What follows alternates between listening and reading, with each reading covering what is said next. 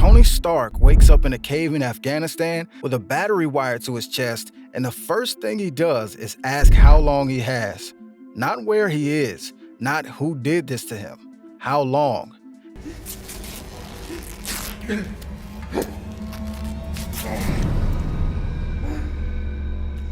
Jensen tells him the shrapnel is moving towards his heart.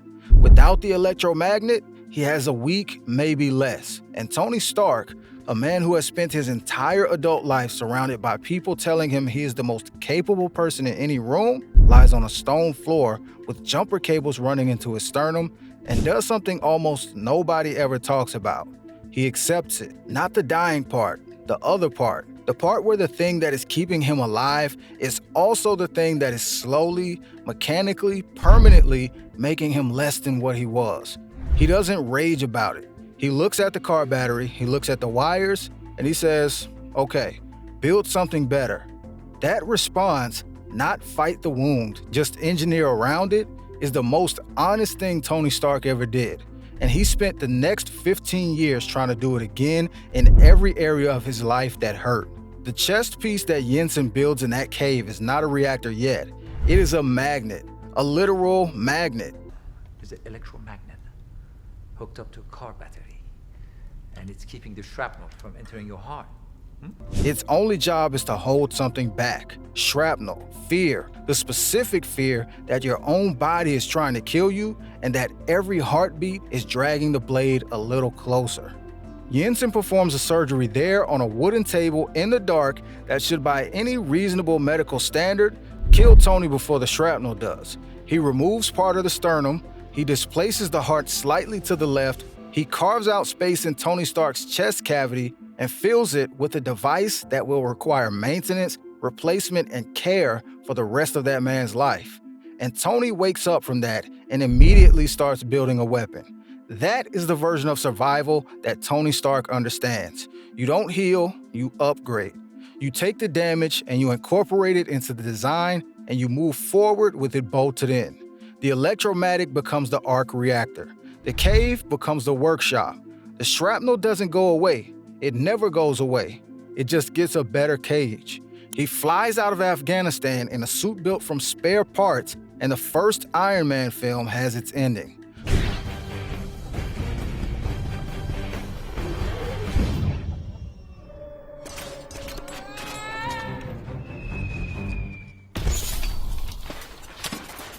But the real story has barely started, because what Tony Stark just proved to himself is that the answer to feeling like you're dying is to build something powerful enough that the dying becomes irrelevant. Back in Malibu, he installs the Mark I reactor into his own chest with better tools and cleaner materials, and the palladium core at its center becomes one of the dominant facts of his physical existence.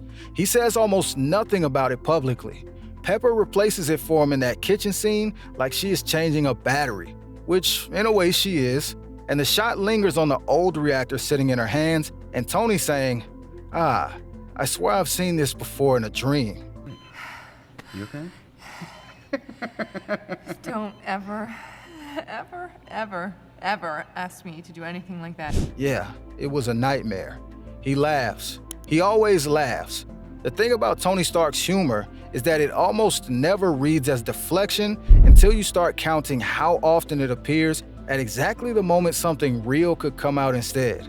Iron Man 2 is the film where the reactor stops being a background fact and becomes the entire crisis, because the palladium that powers it is poisoning his blood, and Tony Stark knows it and tells nobody.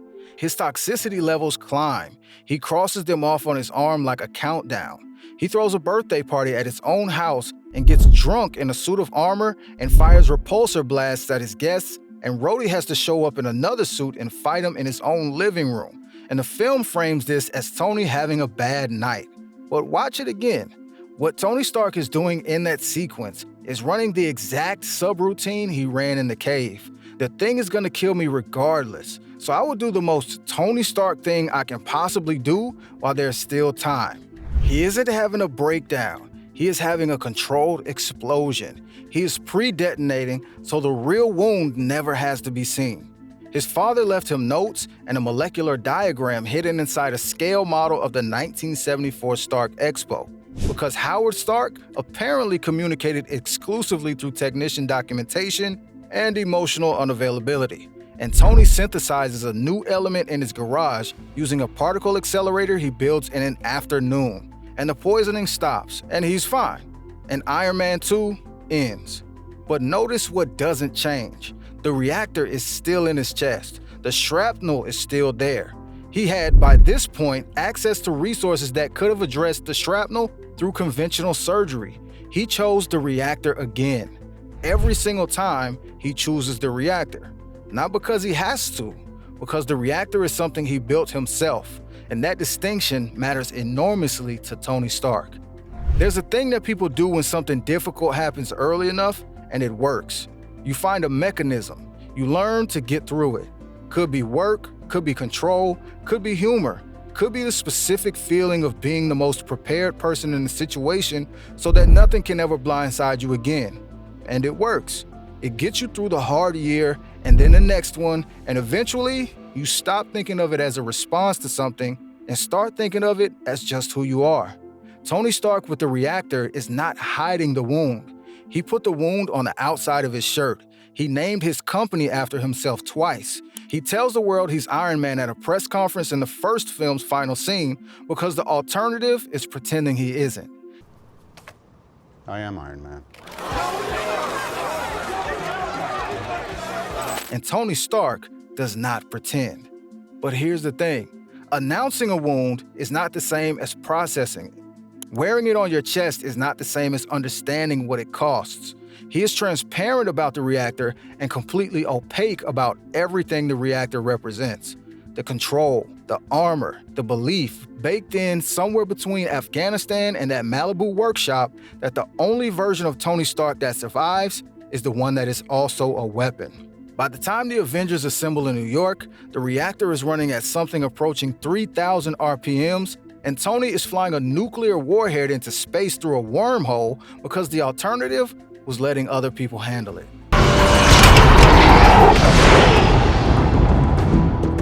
Stark, you know that's a one-way trip. Save the rest for the turn, Jay.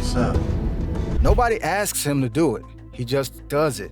Because the version of himself that he built in that cave does not know how to stand down. The car battery taught him that survival requires constant output. That if the machine stops running, the shrapnel wins. Then Shane Black makes Iron Man 3 and does something almost aggressive with the mythology, anxiety attacks. Tony Stark, the man who flew into a wormhole, who faced a god with a hammer, who has literally been to space, is having panic attacks at Pepper's mention of New York, is unable to sleep, is building suits compulsively in the garage until 3 in the morning because the suits are the only thing that feels like control anymore. The Mandarin plot is almost a diversion. The real story is a man who built his coping mechanism directly into his body, discovering that the body has limits. Discovering that the body has limits the mechanism never accounted for. Extremist burns down the house, almost kills Pepper. And at the end, Tony does something he has never done in any previous film. He has the shrapnel surgically removed. The reactor comes out. He throws the chess pieces into the ocean off the Malibu cliffs in a sequence the film scores like liberation. And Tony narrates that sometimes you have to run before you can walk. Jarvis, sometimes you gotta run before you can walk. And it feels like an ending. He fixed it himself, physically. The thing that was always going to kill him is gone, except Wanda Maximoff shows him in Age of Ultron exactly what the reactor was actually holding back. And it was never shrapnel. It was the image of his teammates dead on a battlefield. It was his own face in the wreckage. It was the certainty that he's the last line of defense against something enormous and that nobody else understands the stakes the way he does.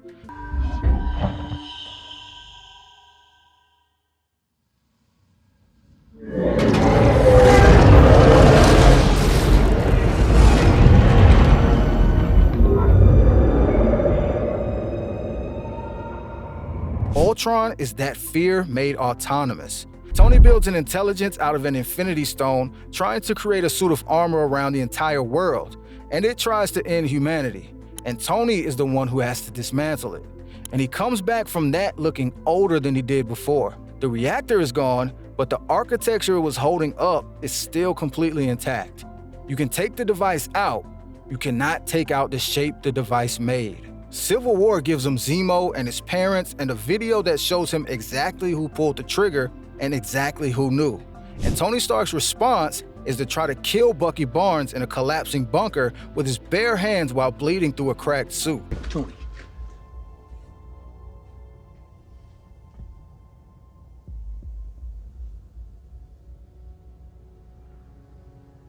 Did you know? I didn't know it was him. Which is the most completely, totally, specifically Tony Stark response available, government oversight.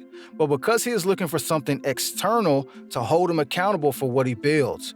Because internally, the accounting system broke down somewhere around the age of 8, when Howard Stark looked at the arc reactor's predecessor and saw a trophy. Infinity War opens up with half a universe already gone, and Tony Stark on Titan trying to hold a plan together with people he met 20 minutes ago. And Thanos puts him on the ground, and the gauntlet goes through the armor and into his chest, and the wound that was never really gone opens again. And Tony looks up at Thanos with blood running down his face and says nothing. And the look on his face is not fear, it's recognition. He always knew it was gonna end like this. He saw it in New York. He saw it in Wanda's vision. He's been building toward this moment since that cave, and he's too tired to be surprised by it. Thanos tells him Stark is not the only one cursed with knowledge, and walks away. Stark, You know me? I do. You're not the only one cursed with knowledge. And Tony floats in space, bleeding on Titan, and it's the quietest the character has ever been in any film. The reactor is gone. There's nothing between his skin and the air. And he survives. He comes back. He finds a lake house and a daughter who pronounces his name in a voice that sounds like the only thing in 15 films that actually ever reached him.